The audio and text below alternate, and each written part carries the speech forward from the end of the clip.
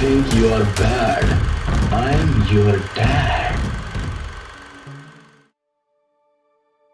Social media, আমরা একটা virtual জীবন তৈরি করেছি যেখানে আমরা সবাই পারফেক্ট হয়ে উঠেছি। আমরা আমাদের সবচেয়ে ভালো মুহূর্তগুলো সেখানে শেয়ার করি, কিন্তু আমাদের দুঃখ কষ্টের মুহূর্তগুলো সেগুলো কিন্তু আমরা লুকিয়ে রাখি। এমনই একটি গল্প হলো অনিন্দিতার। অনিন্দিতা মধ্যবিত্ত ঘরের একটি মেয়ে। তার জীবনে বাস্তব জীবনের থেকে সোশ্যাল মিডিয়া লাইফের প্রাধান্য অনেক বেশি। সোশ্যাল মিডিয়া লাইফ দিয়ে নিজের বাস্তব জীবনকে ঢেকে রাখতে চায় বারবার। সময়ের ট্রেন্ডিং যা যা কিছু চলে সে সবই রিয়েল লাইফে বহিঃপ্রকাশ ঘটাতে চায়। এখনও অনিন্দিতা ঘুমাচ্ছে।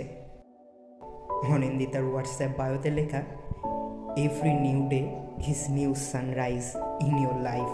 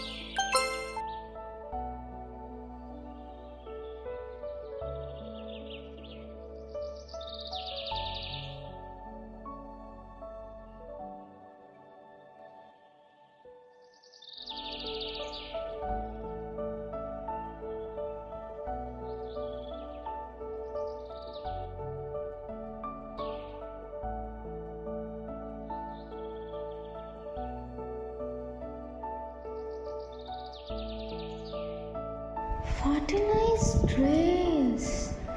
ড্রেসটা পরলে আমাকে যে কি ভালো মানাতো। আমি যদি এরকম একটা ড্রেস পরে ফটো ভ্যালিস আপলোড করতে পারতাম তাহলে তো লাইক কমেন্টের বন্যা হয়ে যেত, আর ফলোয়ার্স তো তাও একবারে অনেক হয়ে যেত।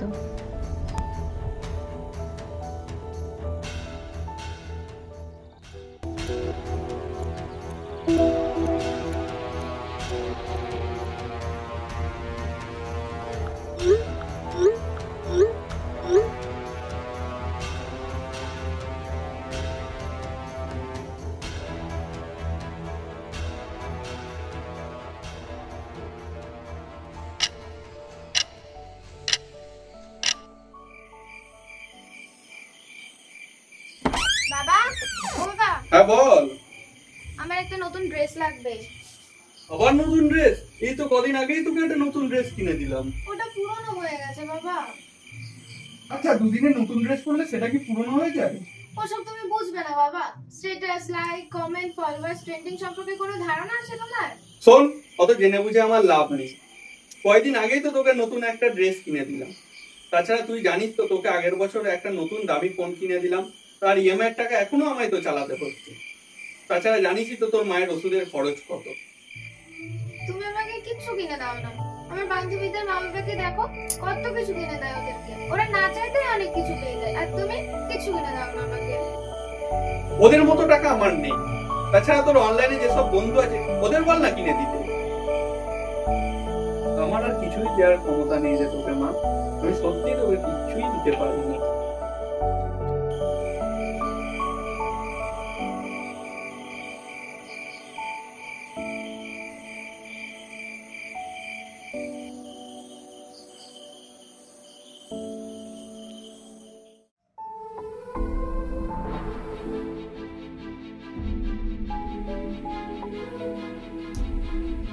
কি এমন দামি জিনিস চেয়েছিলাম? একটা ড্রেসই তো। বাবা তাও আমাকে কিনে দিল না ড্রেসটা। দূর। সে কবে আমাকে একটা ফোন কিনে দিয়েছে, সেই ইএমআই কোডে এখন আমাকে দিয়ে যাচ্ছে।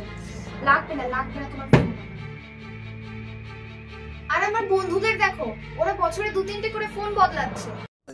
শোন, অত আমার লাভ। কয়েকদিন আগেই তো নতুন একটা ড্রেস। শোন, অত আমার লাভ। কয়েকদিন আগেই তো কয়েকদিন আগে তোকে নতুন একটা ড্রেস আমাকে ফোনের কোটেশন দাও, লাগবে না তোমার ফোন, দেবো না তোমার ফোন তুমি নাও।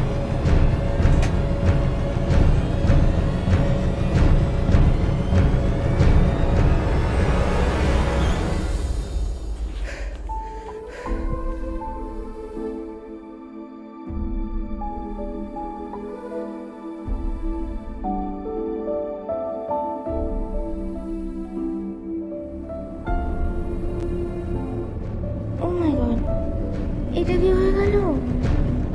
ফোনটা তো আর কিছুতেই অন হচ্ছে না।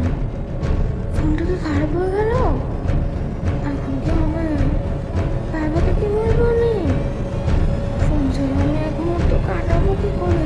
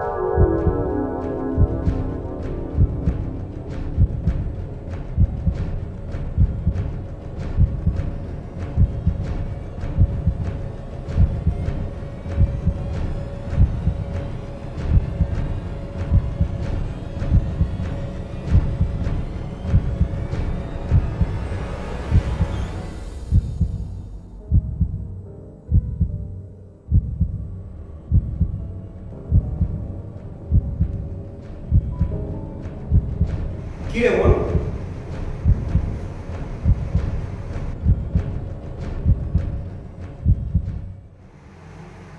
ফোন ছাড়া থাকতে কেমন লাগছে? কি অদ্ভুত, তাই না? সোশ্যাল মিডিয়া নেই, ফেসবুক, হোয়াটসঅ্যাপ, ইনস্টাগ্রাম কিচ্ছু নেই, লাইকস নেই, কমেন্টস নেই। তোর ওই ফেসবুকে হাজার হাজার ফ্রেন্ড আর ফলোয়াররা, তারা কেউ নেই এই সময় পাশে। আমরা আজ কোথায় চলে গেছি, তাই না? সমাজটা আজ কোথায় চলে গেছে ভেবে দেখেছিস একবার? যারা আমাদের চারপাশে বন্ধু হয়ে থাকতে চাই, তাদের আমরা তোয়াক্কাও করি না। এদিকে আমরা ছুটে চলেছি ভার্চুয়াল বন্ধুত্বের এক অবাস্তব রিল লাইফের জগতে। তুই কি জানিস, বাবা এখনো না ঘুমিয়ে জেগে আছে তোর জন্য। মায়ের অবস্থাও ভালো নেই। তুই তো এমন ছিলিস না বোন? কি আর করতাম দাদা, তুই চলে গেলি, মা অসুস্থ, এই একাকিত্বটা কাটাতে গিয়ে তো এই বিশাল রিল লাইফে জড়িয়ে পড়লাম। কখন জড়িয়ে পড়লাম বুঝে উঠতে পারলাম না রে দাদা। যা হয় ভালোর জন্য হয়, বাদ দে ওসব কথা। ওর তো হয়ে গেল। সূর্যোদয় দেখবি না? তোর না ভোরের সূর্যোদয় দেখতে খুব ভালো লাগতো। নে নে, উঠে পড় এবার। আর কত ঘুমাবি? এবার যে জাগতে হবে। নতুন ভোরের নতুন আলো গায়ে মাখতে হবে এবার। নে, এবার উঠে পড়। দাদা কোথায় গেলি তুই?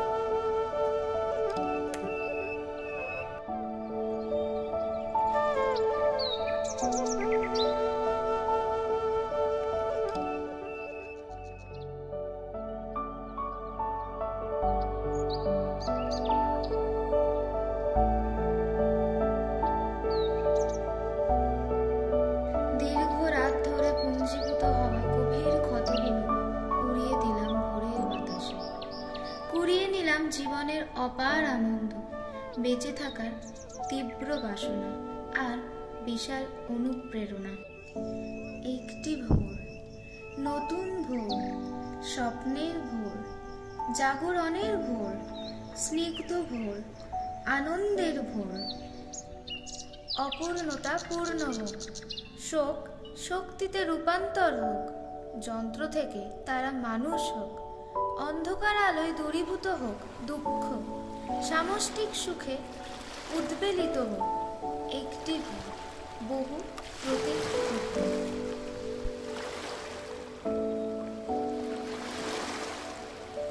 একটি সাজানো গুছানো রিল লাইফ, যেটা আমরা সবসময় নিজের চোখে দেখছি, সেটা কি সবসময় বাস্তব হয়?